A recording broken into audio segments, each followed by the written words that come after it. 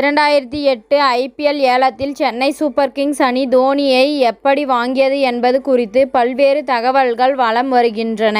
ஆனால் முதன்முறையாக தோனி இது குறித்து வெளிப்படையாக பேசியிருக்கிறார். சென்னை சூப்பர் கிங்ஸ் அணியில் தோனி ஒப்பந்தம் செய்யப்பட்டு 16 ஆண்டுகள் நிறைவடைந்த நிலையில் தோனி இது குறித்து மனம் திறந்து பேசியிருக்கிறார்.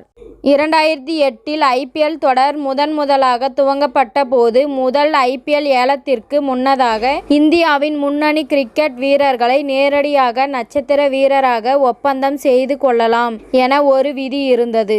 அதன்படி சச்சின் டெண்டுல்கர், ராகுல் டிராவிட், சௌரவ் கங்குலி, வீரேந்திர சேவாக், யுவராஜ் சிங் போன்ற வீரர்களை அப்போது ஐபிஎல் அணிகள் நேரடியாக சம்பளம் பேசி ஒப்பந்தம் செய்தன.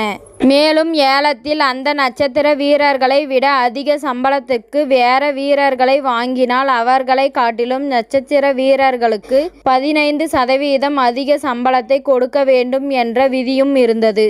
அதனால் முன்னணி வீரர்கள் ஏலத்தை விட நேரடியாக ஒப்பந்தம் செய்வதே லாபகரமான முறை என கருதி அதற்கு ஒப்புக்கொண்டனர்.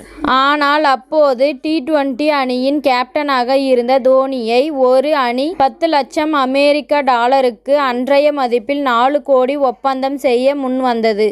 அன்றைக்கு மற்ற நட்சத்திர வீரர்களுக்கு கொடுக்கப்பட்ட சம்பளத்தை ஒட்டியே இந்த தொகையை அவருக்கு கொடுக்க முன்வந்தது அந்த அணி. ஆனால் ஏலத்தில் நட்சத்திர வீரர்கள் இல்லாத அணிகள் தன்னை வாங்க போட்டி போடும் என சரியாக கணித்த தோனி நேரடியாக ஏலத்துக்கு தான் பெயரை கொடுத்தார்.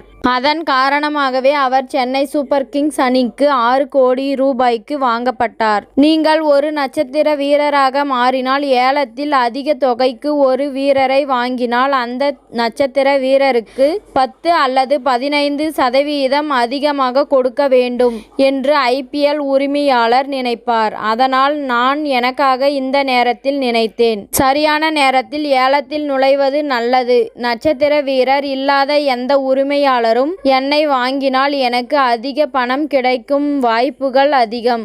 ஏலம் நடந்த போதே சிஎஸ்கே என்னை வாங்கிய போது நான் 1.5 மில்லியன் டாலருக்கு சென்றேன், தோராயமாக 6 கோடி. எனவே அந்த நேரத்தில் எனது யோசனை வேலை செய்தது என்றார் தோனி. இத்துடன் இந்த செய்தி முடிவடைகிறது. நன்றி, வணக்கம். மீண்டும் அடுத்த வீடியோவில் சந்திப்போம். மேலும் இது போன்ற சுவாரஸ்யமான செய்திகளை உடனுக்குடன் தெரிந்து கொள்ள தமிழ் சிறை சேனலை சப்ஸ்கிரைப் பண்ணுங்க, பெல் ஐகானை கிளிக் பண்ணுங்க.